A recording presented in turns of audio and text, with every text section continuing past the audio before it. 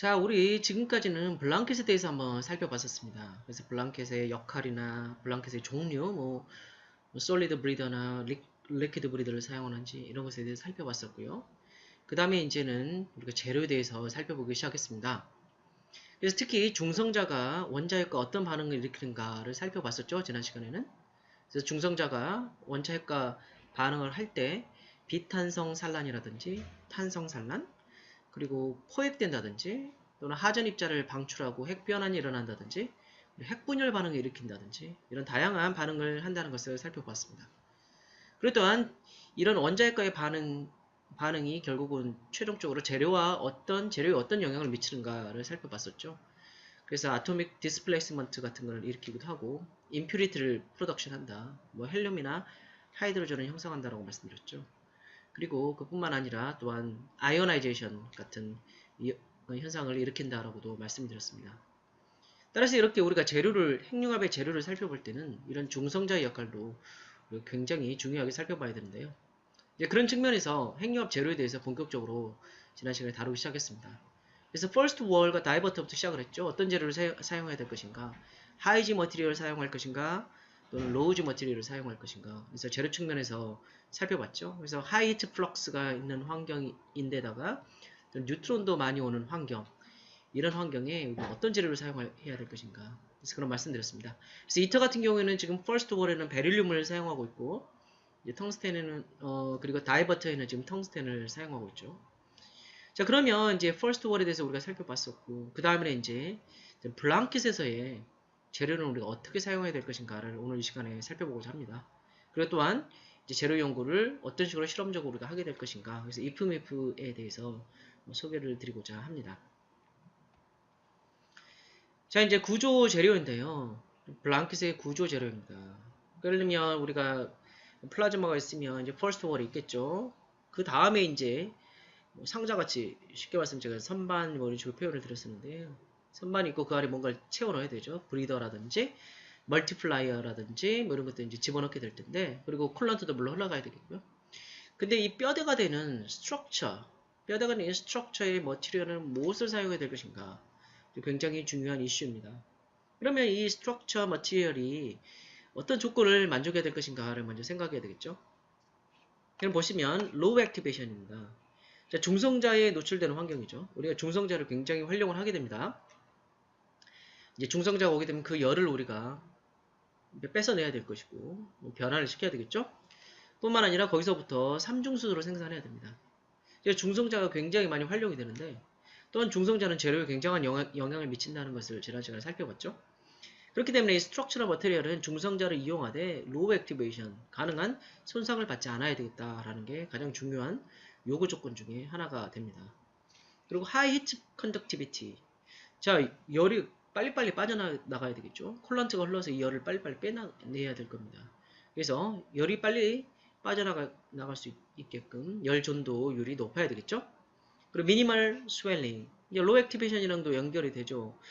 이제 다양한 하이드로전의 헬륨 같은 게 이제 형성이 될 텐데 스웰링 효과가 가능한 적어야 되겠다. 그래서 재료의 변형이 최소화되어야 되겠죠. 그리고 하이 플랜트 에피션시. 자, 우리가 여러분 기억하실 거예요. 이 그림을 지난번에 보여드렸었는데요.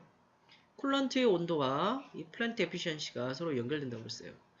그러니까 아무리 우리가 고성능의 플라즈마를 만들었다 하더라도 100이라는 만큼의 에너지, 예를 들면 1기가와트를 만들었다 하겠습니다. 플랜트 에피션시 발전 효율이 100%다 그러면 1기가와트를 그대로 이 서멀 에너지를 그대로 우리가 전기로 만들 수가 있다는 이야기입니다. 근데 만약에 발전 효율이 50%다 그러면 그 중에서 1기가와트 0.5밖에 사용 못하겠죠. 30%다 그러면 0.3밖에 이제 사용을 하지 못하겠고요. 그렇기 때문에 가능한 이 플랜트 에피션시를 높이는 게 굉장히 중요하다는 말씀을 드렸었습니다. 근데 이거는 플랜트 에피션시는 이 쿨런트의 온도와 굉장히 밀접한 관계를 가지고 있다고 말씀드렸죠. 여기 보시면 거의 비례하는 식으로 보이는데요. 쿨런트 온도가 높을수록 우리는 그만큼 전기를 잘 생산할 수 있다는 이야기가 됩니다. 그런데 이제 온도가 높을수록 좋은데 구조제가 그걸 견딜 수가 있어야겠죠. 온도가 너무 높으면 손상을 입어버리면 이게 안 되겠죠. 그렇기 때문에 이제 하이 플랜트 에피션시를 얻기 위해서 가능한 고온에서도 운전이 가능한 그런 구조 재료 정도이면 더 좋겠죠. 그래서 다음과 같은 사항을 이제 만족하는 게 필요합니다. 그래서 우리는 이 어드밴스드 머티리얼들이 필요한데요. 예를 들면 우리 여러 번 언급된 바 있죠. RAFS강 또는 RAFM이라고도 하죠. Reduced Activation Ferritic Steel, Reduced Activation Ferritic Martensite 이런 저방사와 철 종류가 되죠. 이게 이제 필요하고 또는 바나듐 알로이 같은 게 우리 사용하기도 합니다. 그다음에 이제 실리콘 카바이드 계열의 이제 복합재를 사용하기도 하고요. 그래서 보시면 여기 이제 우리가 그때 설명도 한번 했었죠. Low Activation Ferritic Steel 계열들, 그러니까 RAFS 강 계열들은 근데 온도를 많이 높이지 못한다는 특징이 있습니다. 그래서 이 정도 온도대에서 유지를 하고요. 바나듐 알로이나 이런 쪽은 조금 더 온도를 높일 수가 있죠. 그리고 실리콘 카바이드 같은 경우도 1000도 정도에서도 이제 운전이 가능합니다. 자, 그래서 이제 우리에게는 어드밴스드 머티리얼들이 구조 제로스 필요하게 되는데요. 여기 대해서 조금씩 더 살펴보도록 하겠습니다. 자, 구조제를 선택할 때는 이제 우리가 고려를 해야 될 것들이 이제 있는데요. 자, 첫 번째는 한번 생각해 보시면 이제 해외에서 연구 개발 중인 블랑켓을 한번 살펴보겠습니다. 거기서 구조제를 어떤 거를 선택하고 있는가 먼저 한번 살펴볼 필요가 있는데요. 자, 오른쪽을 보시면 다음과 같이 사용을 하고 있습니다. 그래서 RAFM강을 보시면 한 47%로 굉장히 많이 사용하고 있다는 걸 볼 수가 있죠. 자, 그런데 그 이유가 이제 RFM강이 그래도 많이 어느 정도는 개발이 되고 있기 때문에 각 국가별로 좀 개발이 되어 있습니다. 뒤에서 제가 또 설명을 드릴 텐데요. 그래서 어느 정도 기술이 있기 때문에 이제 RFM강을 많이 고려가 되고 있고요. 그리고 이제 바나듐 알로이 같은 경우 13% 정도 이제 채택을 하고 있습니다. 뭐 바나듐 알로이 같은 경우는 이런 뭐 공구에 많이 사용이 되고요. 그래서 크롬과 같이 해서 포함해서 이제 바나듐 알로이 계열을 사용하고 있습니다. 그다음 텅스텐 알로이 계열이 한 7% 정도 됩니다. 그래서 이 드릴이죠. 보시면 이 드릴 같은 데 강도가 있기 때문에 사용이 되고 있고요. 그다음 실리콘 카바이드 이런 차세대 반도체 소재로도 언급이 되고 있죠. 실리콘 카바이드 같은 경우는 이제 33% 정도 고려를 하고 있습니다. 이런 실리콘 카바이드 계열은 또는 뭐 카본 컴포지트 같은 경우들은요. 구조질에서 우수성이 매우 널리 알려져 있습니다. 그렇기 때문에 많이 지금 고려가 되고 있는 거죠. 채택을 하고 있는 건데 실제 복잡한 구조의 제작성이나 또는 고온, 고열과 같은 또 높은 조사 상황에서 거동과 성능에 대해서는 아직까지도 데이터가 많이 쌓여있지는 않은 상황입니다. 그래서 더 많은 연구가 필요하고요. 또한 이걸 핵융합 로의 구조제로 사용한다면 굉장히 많은 양이 필요하겠죠. 토카막 전체를 이제 덮어야 되잖아요. 플라즘을 다 덮어서 블랑켓에 이제 들어가게 되려면 뼈대로 이루어야 되죠. 그러려면 대용량으로 이걸 또 생산하는 기술 같은 게 또 필요하게 됩니다. 자, 그리고 여기 텅스텐이나 바나듐 계열 같은 경우 합금도 고온에 이제 가능하죠. 그래서 고효율의 에너지 변환 시스템에 적합하지만 이제 이 경우도 합금의 개발을 위해서 산업기술의 개발과 함께 부가적인 기술 개발을 필요로 하고 있습니다. 또한 제작성 그리고 비용 문제도 있죠. 상당히 가격이 있다라는 점 이런 점들을 고려를 해야 됩니다. 그래서 아무리 재료가 좋다고 하더라도 핵연료에 적용을 했는데 너무 비싸다. 그럼 발전소가 비용이 굉장히 올라간다. 그럼 나중에 이제 코스트 오브 일렉트리시티를 보게 되는데요. 뭐 발전 단가 뭐 이렇게 이야기를 하는데요. 이게 너무 올라가 버리면 시장 경제에서 관점에서는 이제 핵연료가 살아남기 어렵겠죠. 그러니까 핵연료가 후에는 에너지 시장이 도입이 될 텐데 그러면 이제 경쟁을 하게 될 겁니다. 원자력 발전이나 또는 신재생 에너지 그리고 화력 발전 뭐 다양한 에너지원들과 함께 경쟁을 해야 될 텐데 이제 너무 비쌀 경우는 재료가 너무 비싸면 발전소 자체가 비싸게 되겠죠. 짓는데 비싸요. 그래서 아무리 우리가 전기를 굉장히 효율적으로 잘 생산한다 하더라도 발전소를 짓는데 너무 많은 비용이 들어가게 되면 전반적으로 이제 COE는 코스트 오브 일렉트리시티는 떨어지게 됩니다. 그렇기 때문에 이제 이걸 고려를 할 수밖에 없는 거죠. 비용 같은 것도요.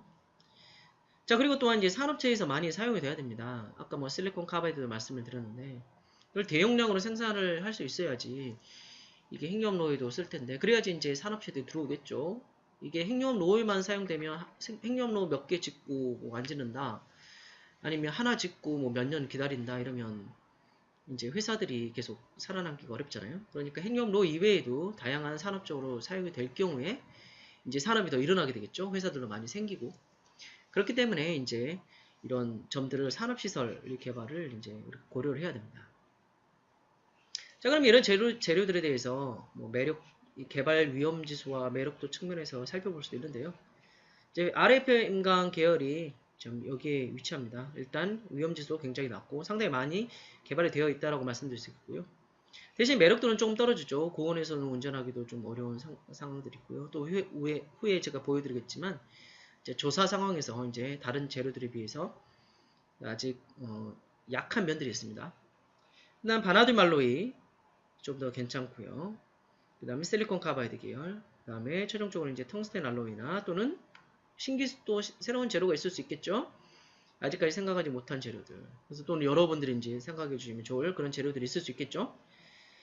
자, 따라서 하지만 그런 재료들은 아직 시장에 도입되어 있지 않기 때문에 산업에 위험 지수는 있습니다. 근데 매력은 충분히 있는 이런 개발 재료를 계속 개발해 갈 것이고, 초기에는 이제 뭐 간단한 이런 재료를 사용을 하겠지만 시간이 갈수록 우리가 더 좋은 재료들을 핵연료에 도입을 할 수 있을 것으로 기대를 할 수 있을 것 같습니다. 바나듐 알루미늄 같은 저기 페르티 스틸 같은 경우는 이제 헬륨 쿨드 같은 경우 사용되거나 또는 워터 쿨드에 이제 사용되고요. 리퀴드 메탈 같은 경우에서도 고려를 하고 있죠. 자, 이 경우는 셀프 쿨드 이제 리튬에 바나듐 알루미늄은 고려가 되고 있고요. 실리콘 카바이드 계열은 이제 셀프 쿨드나 리튬 레드, 헬륨 쿨드 같은 경우에 이제 사용이 되고 있고요. 그 다음에 이제 텅스텐 알로이나 얘도 이제 고려가 되고 있긴 합니다. 뒤에 제가 이제 이런 조합에 대해서는 뒤쪽에서 다시 말씀을 드리도록 하겠습니다. 자, 그러면 이 라디오 액티베이션 관점에서 이제 한번 이 재료들을 한번 살펴보고자 하는데요. 자, 레디에이션은 데미지는 보통 이제 우리가 뭐 아토믹 디스플레이스먼트에서 생긴다라는 말씀을 드렸죠. 지난 시간에. 또는 뉴클리어 트랜스뮤테이션, 핵 변환이 생긴다고 했죠. 그러면 핵 변환은 이제 뭐 알파 파티클이나 헬륨이나 또는 하이드로전, 프로톤을 한다고 말씀드렸는데요. 여기서 레디에이션 데미지를 재료가 얻게 됩니다. 그럼 어느 정도 얻게 되는지를 한번 살펴보고자 하는데요. 여기 다음과 같이 이제 디스플레이스드 아톰, 초당 몇 개의 아톰이 움직이는가 충돌을 받아가지고요. 또는 헬륨이 얼마만큼 형성되는가, 그 다음에 하이드로젠 얼마만큼 형성되는가를 살펴봤습니다. 자, 이 경우는 이제 퍼스트 월에 이제 가해진다라고 생각을 했고요. 그리고 1메가와트 단위 제곱미터당 1메가와트의 뉴트론 월로딩이 가해졌다라고 가정을 하고 이제 계산을 수행해봤습니다. 자, 보시면 철이나 니켈, 망간, 나오비늄, 타이타늄, 그 다음에 카퍼, 리튬 6, 리튬 7에 대해서 한번 계산을 수행을 했는데요. 보시면 값들을 보시면 디스플레이스드 아톰 같은 경우는 3.6, 3.9, 3.6, 2.3, 5.0, 4.9 정도로 큰 차이가 없다라는 것을 이제 알 수가 있죠. 보시면 좀 거의 다 12.7승 5도로 거의 비슷하다는 것을 알 수가 있습니다. 자, 그러면 헬륨 프로덕션 관점을 살펴보도록 하죠. 핵변화 일어났을 경우에 철은 한 35, 니켈은 130이네요. 그 다음에 망간은 27, 나비늄은 9, 타이타늄 34, 카퍼는 32. 굉장히 비슷하죠. 얘네 세 개는 굉장히 비슷합니다. 이것까지 망간까지.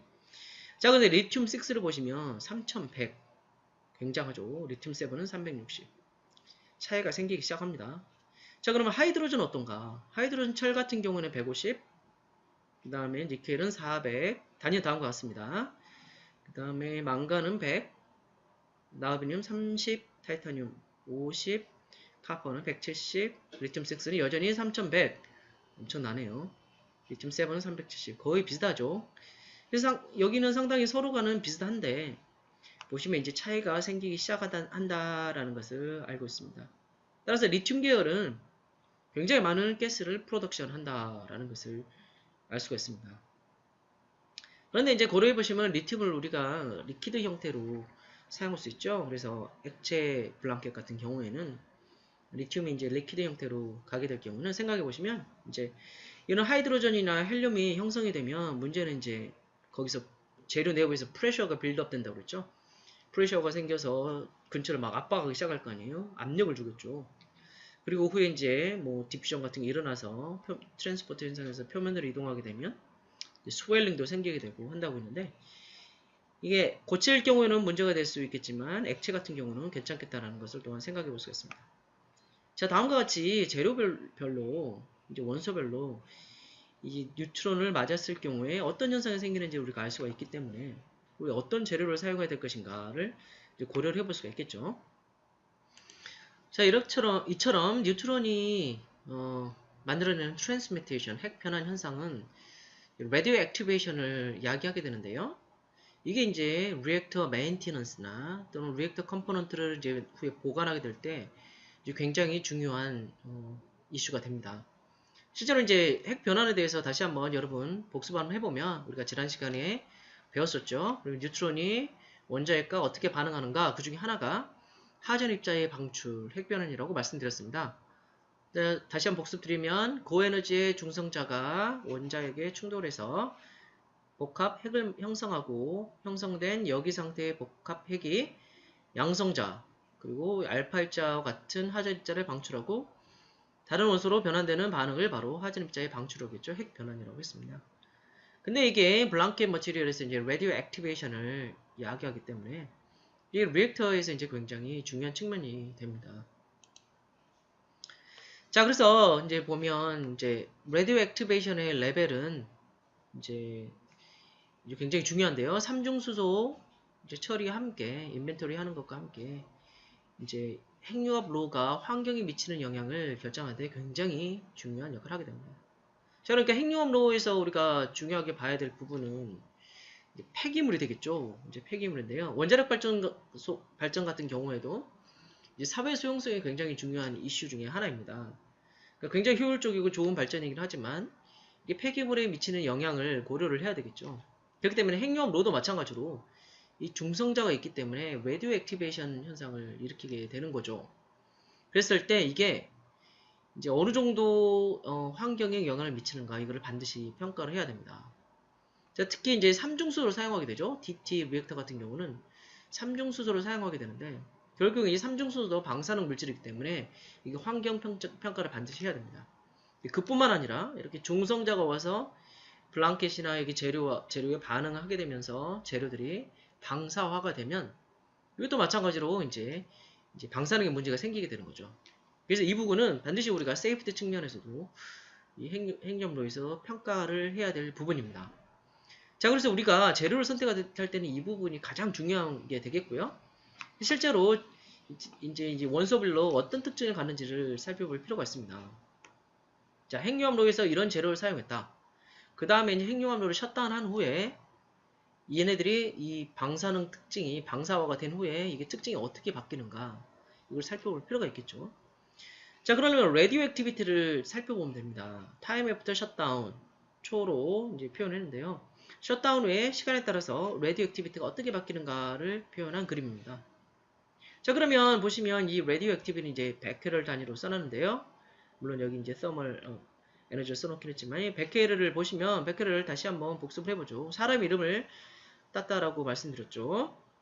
우리가 삼중수소를 할 때 이미 살펴봤었습니다. 자, 라디오 액티비티의 SI 유닛이다.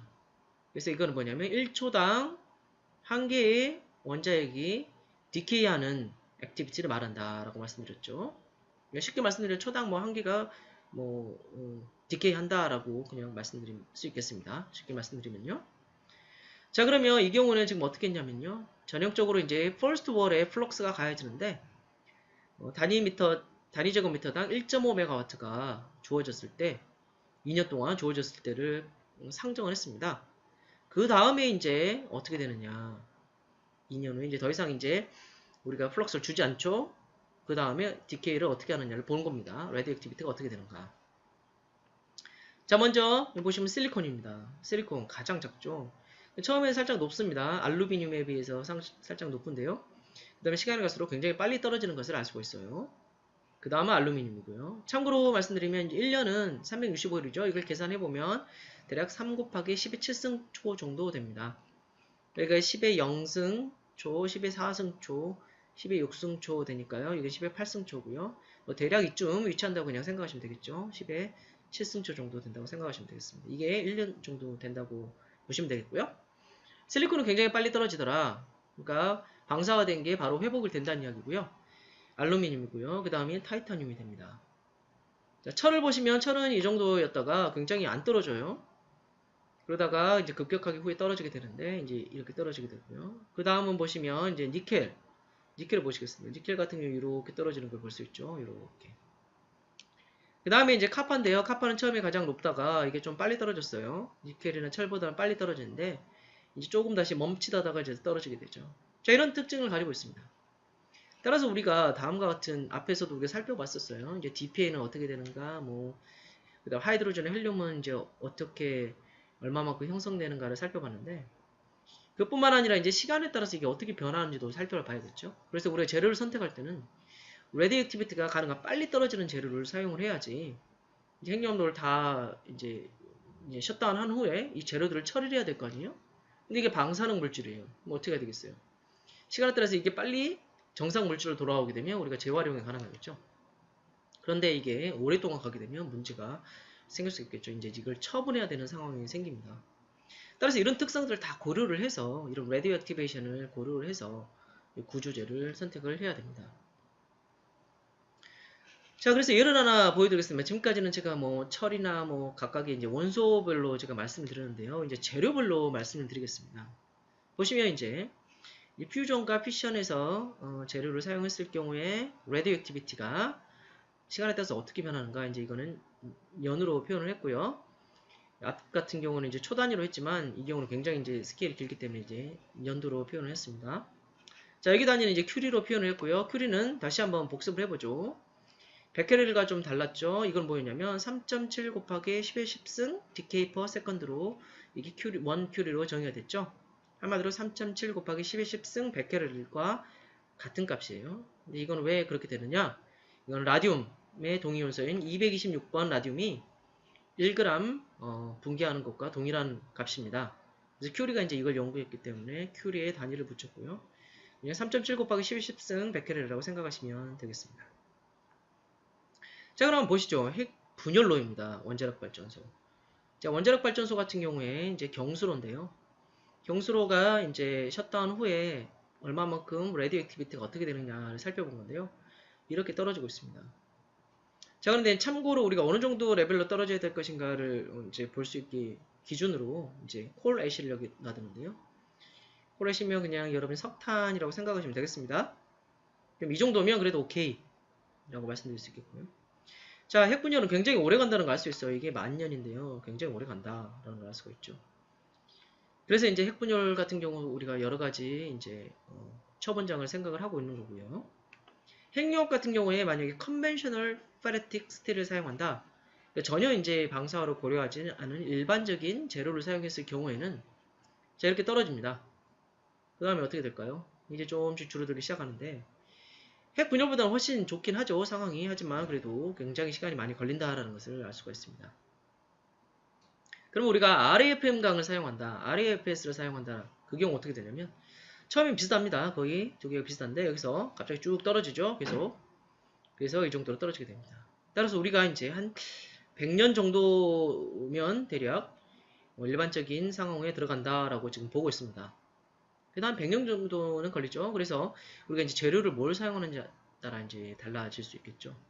그래서 이 특성도 고려를 해서 우리가 재료의 변형 이런 것도 고려를 해야 되지만 이제 후에 방사화가 되기 때문에 말씀드린 중성자가 와서 때리게 되면 이제 방사화, 레디액티베이션이 되기 때문에 시간에 따라서 이게 어떻게 디케이 가는가를 굉장히 우리가 잘 살펴봐야 된다. 이건 이제 후에 이제 폐로를 한 후에 굉장히 중요한 이슈가 될 수 있겠죠. 자, 그럼 여기서 이제 방사성 폐기물을 분류를 해보고자 하는데요. 그럼 핵융합로에서 나오는 폐기물은 어떤 겁니까? 핵융합로가 이제 안전하다, 뭐 이런 이야기들도 우리가 많이 말씀드렸는데, 이 폐기물 관점에서는 어떻습니까? 방사성 관점에서는 어떻습니까? 라는 겁니다. 자, 그러면 원자력 안전법 시행령 제2조 및 고시 2011년에서 2011-29 제3을 살펴보시면 다음과 같이 분류가 되어 있습니다.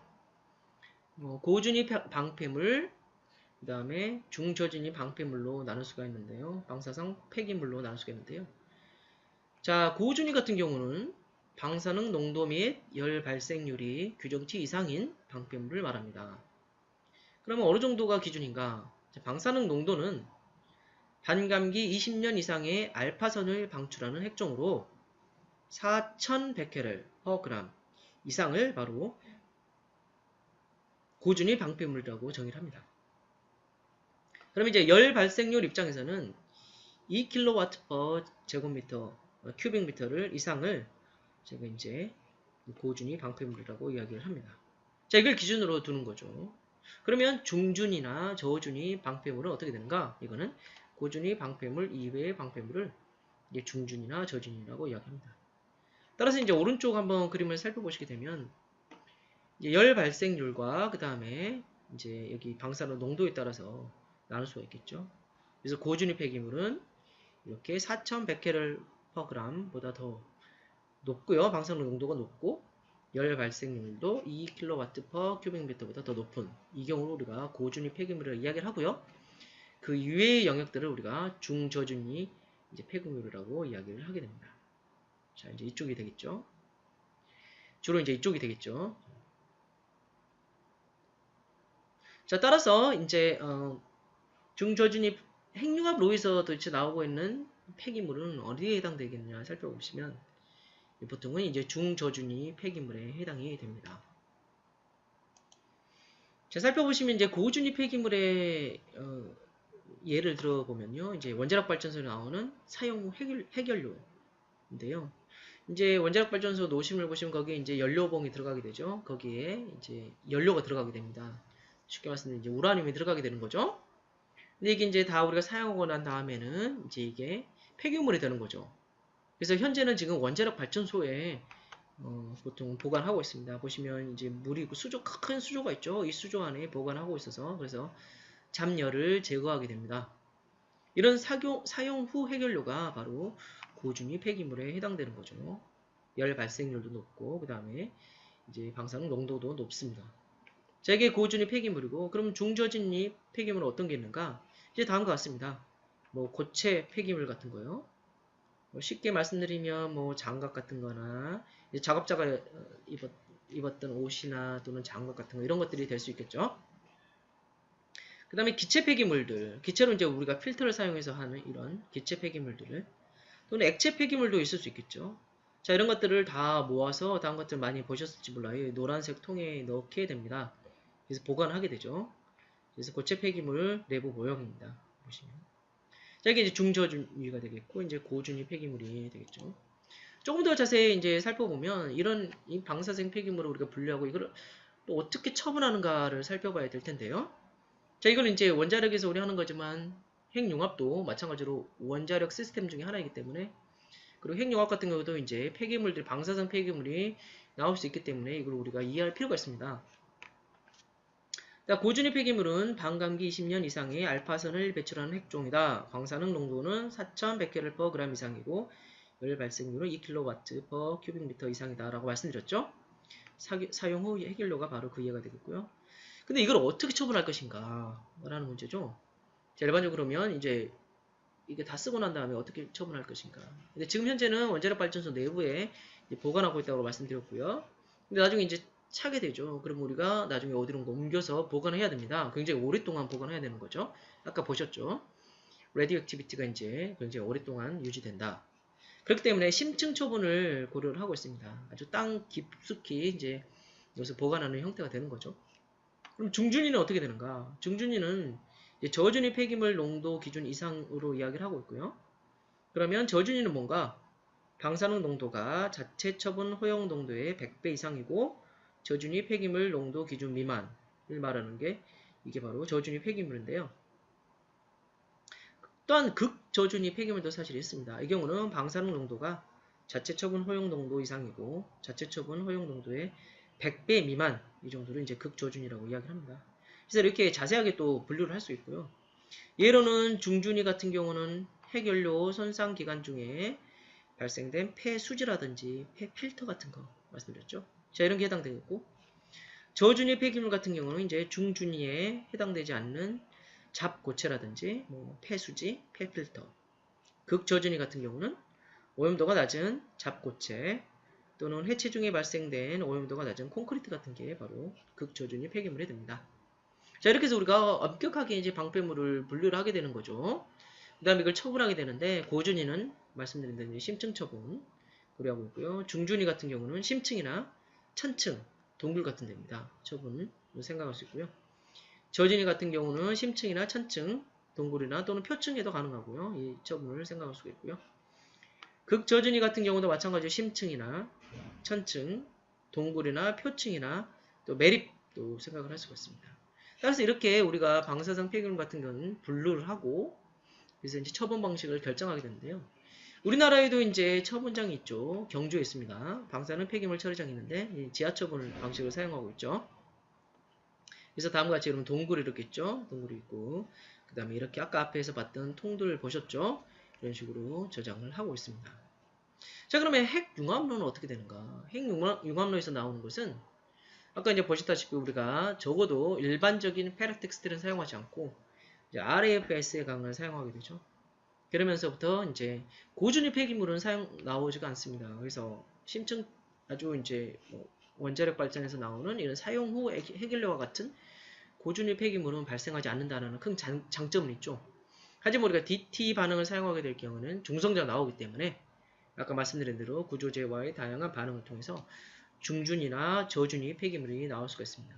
근데 우리가 가능한 이걸 줄일 수 있으면 좋겠죠. 줄여야겠죠. 이게 바로 재료 측면에서 해결해야 될 문제입니다.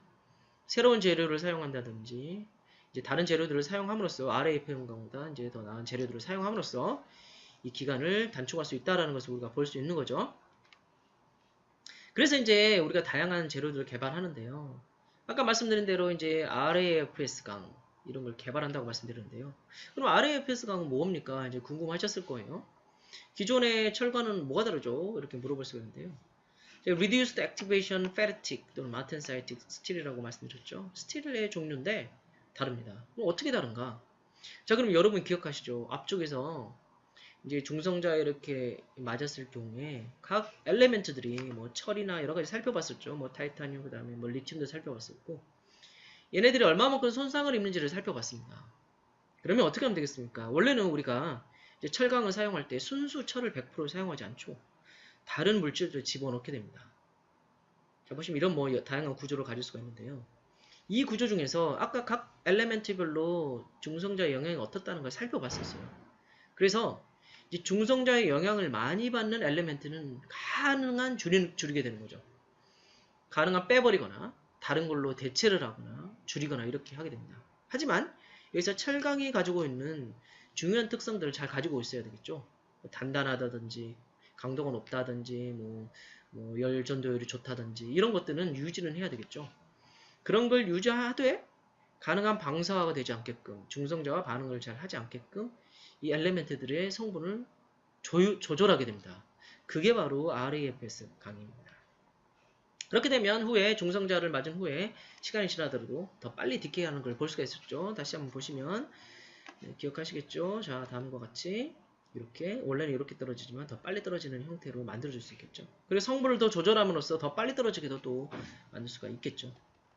그래서 이제 예를 보여드리면 자, 이제 보시게 되면 유럽에서 개발한 RFM강 보실 수가 있는데요. 이제 유로퍼라고 합니다. 자, 그리고 일본에서 개발한 거는 F82H 이렇게 있죠. 자, 그러면 일반 철광이랑 이제 성분이 조금씩 달라졌다고 말씀드렸는데요. 자, 철 같은 경우는 89.04%고요. 그 다음 카본 같은 경우는 0.11%, 크롬은 9% 정도 가미했습니다. 텅스텐은 1.1, 망간 같은 경우는 0.4, 그리고 바나듐은 0.29, 탄탈륨 같은 경우는 0.12, 나이트로전은 0.03입니다. 그래서 이런 구성을 갖게 된 거죠. 그래서 이제 보통 철강보다 성분을 조금씩 다르게 함으로써 철강의 특성은 유지를 하는 거죠. 그러니까 철강이 가지고 있는 좋은 특성들 있잖아요. 강도가 높다라든지, 그리고 또한 열 전도율이 굉장히 좋다든지, 이런 점들은 유지를 해야 되는 거죠. 그러면서 이제 중성자가 들어왔을 경우에 중성자가 가능한 인터랙션을 하지 않는 이런 엘리멘트로 바꿔주게 되는 거죠. 자, 이렇게 해서 유로퍼가 개발이 되었고요. 근데 일본도 마찬가지로 F82H가 있습니다. 자, 철 같은 경우는 비슷하죠. 89.924인데요. 이제 그 다음에 카본 같은 경우에 0.04, 크롬은 7.7, 그리고 텅스텐은 1.94%, 망간은 0.16, 바나듐은 0.16, 그 다음에 탄탈륨은 0.02, 나이트로는 0.006, 이 정도로 서로 조금씩 차이가 있지만 이런 식으로 성분을 조율한다는 걸 알 수가 있죠. 그래서 철강의 성분을 유지하되 이렇게 중성자로 의해서 레디오 액티베이션이 될 수 있는 엘레멘트들을 바꿔주는 거죠. 또는 그 성분을 반드시 우리가 써야 된다. 그런 경우는 이제 그대로 유지를 하면서 가능하면 이제 유지하면서 가능하면 중성자의 레디오 액티베이션을 안 할 수 있도록 그 성분들을 줄여줄게 되는 겁니다. 그래서 한번 이제 F82H를 조금 더 자세히 살펴보시면 다음 페이지 같은데요. 자, 성분을 이제 이렇게 다시 놨습니다. 좀 더 설명드리면 F82H는 그럼 이름이 어디서 왔나 생각해보시면 이제 철이 들어가고요. 그 다음에 이게 8이란 말은 이제 크롬이 8에서 9% 정도 들어간다는 이야기입니다. 자, 보시면 7.87이니까 한 8% 정도 들어간다는 거 아실 수가 있죠. 그 다음에 2는 이제 텅스텐인데요. 텅스텐의 성분을 보시면 1.99%, 그래서 거의 2%라는 걸 알 수가 있습니다. 그래서 이 F82H 같은 경우는 이제 석출 경화형 내열 강인데요. 이제 저방사와 특성을 부여하게 된 거죠. 그래서 보시면 예를 들면 이제 몰리브데늄, 그 다음에 나오비늄이 있습니다. 여기 보시면 성분을 보시면 0.0003%밖에 안 됐어요. 나오비늄이 0.000인데 굉장히 낮다는 걸 알 수 있죠. 그 이유가 뭐냐? 바로 이 둘이 중성자를 만나면 방사화가 되는 원소입니다. 그렇기 때문에 이걸 최소화한 거죠. 하지만 이제는 없앨 수는 없어서 어느 정도는 남겨둔 거고, 그 다음에 또한 유사한 특성을 이제 보일 수 있는 것들은 이제 텅스텐으로 몰리브데늄을 이제 대체를 하고요. 그 다음에 나오비늄은 이제 탄탈륨으로 이제 일정 부분 이제 더 추가를 하게 됩니다. 그렇게 해서 이제 뭐 철의 특성을 어느 정도 유지하게끔 하게 하는 거죠. 그리고 강도나 인성, 그리고 내식성 등의 관점에서 니켈과 크롬을 함유했습니다. 그래서 이제 크롬의 이제 함유를 강조한 거죠. 그리고 이제 텅스텐의 이제를 몰리브데늄 대신 넣은 것을 또 이제 강조를 한 거고요. 이름에 이제 강조를 한 겁니다. 하지만 여전히 몰리브데늄과 이제 나오비늄이 들어있기 때문에 미량이긴 하지만 그래서 방사화가 가능성이 있다라고 생각을 할 수가 있겠습니다. 그리고 이제 히트 같은 경우는 다음과 같은 컨디션에서 이제 처리를 하였습니다.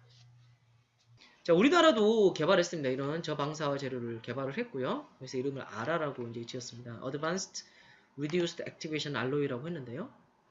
이제 9크롬 9% 정도고요. 텅스텐은 1.2%로 만든 페르틱 마텐사이틱 스틸이 됩니다. 그 다음에 여기에 지르코늄을 넣은 게 이제 0.01% 들어간 게 이제 특징인데요. 아라의 특징인데요. 이제 미케니컬 특징이나 그다음 서멀 특성, 그 다음에 매그네틱, 피지컬 매그네틱 프로퍼티는 매우 다른 그러니까 유럽에서 만든 RABS 강이죠. 특성이랑 이제 비슷하다. 라는 특징은 보이지만, 이제 지르코늄을 함유하게 됨으로써, 뭐 이제 재료공학에서 말하는 크립 럽처 타임 같은 게 더 길다. 라는 장점을 이제 얻게 되었습니다. 그래서 이제 이제 크립 스트렝스가 좋아졌다라는 이야기죠. 지르코늄을 넣어가지고 이거는 이제 yield strength의 temperature dependence가 이제 작아졌다라고 이제 이야기를 하고 있습니다. 그래서 논문이 이제 2016년에 발표가 되었고요. 퓨전 엔지니어링 앤 디자인에 발표가 되었고, 이제 우리나라도 이런 저방사와 철강을 갖게 되는 이제 기술을 갖게 되었습니다. 그래서 이를 바탕으로 이제 우리도 데모의 재료를 설계하게 되겠죠. 제1세대는 그래서 아마 우리가 처음에 핵융합로를 데모에서 만들 때는 이제 다음과 같은 RAPS 강을 이제 사용할 것으로 예상이 되지만 그 이후로는 이제 점점 더 어드밴스된 재료를 사용할 것으로 우리가 기대를 하고 있습니다. 자, 보시면 이제 다시 한번 비교를 해보면요. 큐리 그 방사능을 이제 시간에 따라서 살펴보시면 경수로 같은 경우 다음과 같이 떨어진다라고 말씀드렸죠. 자, 핵융합에서 Reduced Activation Ferritic Steel을 사용할 경우에는 다음과 같은 형태로 떨어지게 되고요. 그 다음에 만약에 우리가 바나듐 알로이를 사용하게 되면 이제 굉장히 빨리 떨어지는 걸 알 수가 있어요. 그리고 실리콘 카바이드 같은 경우는 처음부터 아주 낮게 유지가 됩니다. 그래서 이런 재료를 사용할수록 좋겠다라는 것을 이제 우리가 생각을 할 수가 있겠죠. 자, 참고로 콜과 비교를 해보면 이게 콜 애쉬랑 비교를 해보면 이 정도 레벨이기 때문에 RFS 강은 100년 정도 생각을 하고 있고요. 그런데 이제 바나디움 알로이나 실리콘 카바이드 생각해 보시면 굉장히 빨리, 그 다음에 실리콘 카바이드 같은 게 처음부터는 굉장히 낮게 유지가 되기 때문에 이제 후에 이제 레디액테이션 문제가 굉장히 많이 줄어들 것으로 생각을 할 수가 있습니다. 그래서 이제 재료 선택이 굉장히 중요하다는 것을 여기서 알 수가 있겠고, 재료를 개발하는 것도 굉장히 중요하다는 것을 알 수가 있죠. 자, 그럼 방사선 차폐 기술에 대해서 말씀을 드리고자 하는데요. 어떻게든 이제 이 방사선이 나오는 것을 차폐를 해야 되죠. 밖으로 나오지 못하게 됩니다. 가장 중요한 것은 생체 차폐가 되겠죠. 이거는 원자로나 방사성 물질 취급 시설의 차폐와 비슷하게 됩니다. 그래서 생체 차폐는 결국 작업자나 일반 공중을 이제 보호하기 위함이죠.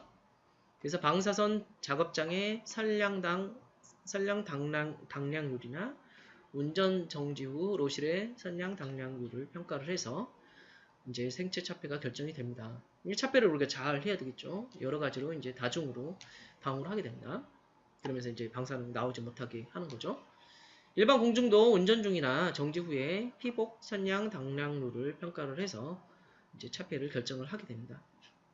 기기 차폐도 있죠. 처음에는 일단 사람을 보호하는 게 가장 크겠고요. 그 다음에 기기도 우리가 보호를 해야 되는데, 초전도 코일 차폐가 가장 핵심이 됩니다. 이제 초전도 코일은 이제 말씀드렸다면 예를 들면 이제 블랑켓이 있죠. 그 다음 안쪽에 오믹 센트럴 솔노이드 코일이 있겠고, 그 다음 TF 코일이 있습니다. TF 코일 내부에 있고, 이제 바깥에도 이제 있게 되죠. 레디얼 빌드를 생각해 보시면요. 근데 이제 초전도 코일 같은 경우에 이제 만약에 중성자를 맞게 된다, 또는 감마선을 맞게 된다, 그럼 어떻게 되냐면, 이제 발열이 생기게 되죠. 핵 발열이 생기게 되는데, 어느 이상 이제 발열이 생기게 되면 퀸치라는 현상이 발생합니다. 자, 이게 지금 이터에서 사용하는 이제 초전도 선제의 단면을 보실 수가 있는데요. 보시면 여기 이제 이 주황색 보이죠? 이게 바로 구리입니다. 그리고 이제 촘촘히 박혀 있는 게 초전도 이제 도선들이 이제 박혀 있는 상태가 되는데요. 자, 일반적인 상황 온도를 낮춰가지고 이게 초전도 상태가 되면 이제 저항이 0이 되잖아요. 여기 까만색으로 있는 것들은 0이 됩니다. 여기 보시는 초전도 선제들이요. 초전도 이제 전선에서는. 그래서 전류가 그쪽으로 흐르게 되는데, 이제 퀸치라는 현상은 뭐냐면 어떤 크리티컬 값 이상으로 뭐 전류나 자기장 또는 온도가 이제 올라가게 되면 이제 발생을 하게 되는데, 퀸치라는 현상이 발생하면 초전도 현상이 급격하게 사라지는 현상입니다. 그럼 얘네가 이제 저항이 쫙 올라가게 되는 거죠. 그럼 큰일이 생깁니다. 전류가 흐르고 있었는데, 굉장한 양의 전류가 흐르고 있었는데, 이제 저항이 올라가게 되면 열이 발생하게 되겠죠. 그래서 이제 구리를 이제 스테빌라이저로 넣게 되는데요. 구리는 저항이 기본적으로 낮기 때문에 그럴 경우는 이제 전류가 이 구리로 흐르게 되겠죠. 그래서 이제 퀸치 때를 이제 대비하는 건데요. 이런 퀸치가 발생하면 하여간 이제 문제가 크게 발생할 수가 있습니다. 그래서 이제 디텍터 같은 센서를 많이 달아서 퀸치를 디텍트 하게 하는데요. 그래서 지금 안정화 구리 지금 넣는다고 했죠. 근데 절연제, 권선부가 방사선 손상에 입을 수가 있습니다. 그러면 자성이 이제 전체적으로 손상을 입게 되겠죠. 그래서 이런 걸 고려해서 차폐체의 두께를 결정하게 됩니다. 인보드 차폐체는 마찬가지로 인보드 내부 쪽입니다. 이제 도넛의 내부죠. 이제 이 내부에도 차폐체가 들어가서 센트럴 솔리노이드와 TF 코일을 이제 차폐하게 되는데, 이게 차폐체 두께가 두꺼워지면 어떻게 되겠어요? 전체가 밀리게 되겠죠. 메이저 레디어스가 밀리게 됩니다. 노심 설계와 바로 직결이 되는 거고, 어제 중요한 것은 초전도 코일까지 중성자속을 충분히 감쇄시켜야 한다는 게 굉장히 중요하게 됩니다. 또한 계측기기, 뭐 진단장치 같은 게 되겠죠. 가열장치, 그다음에 용접부 같은 경우 특히 중요합니다. 이제 구조체를 만든 다음에 다양하게 섹터별로 만들죠. 그 다음에 용접을 하게 되는데, 이 용접부가 굉장히 또한 이 방사선에 취약합니다. 그런 부분에 또한 차폐가 굉장히 중요하다. 특히 이제 모듈을 교환하면 용접 부위를 떼어가지고 다시 이제 재용접을 해야 될 텐데, 드러내고 다시 넣고 용접을 하게 되는데, 이때도 이제 헬륨 생성량을 기준치 이하로 억제하는 차폐가 이제 필요하다. 그래서 이제 이런 우리가 차폐 같은 경우도 굉장히 중요하다는 것을 말씀드릴 수 있겠습니다.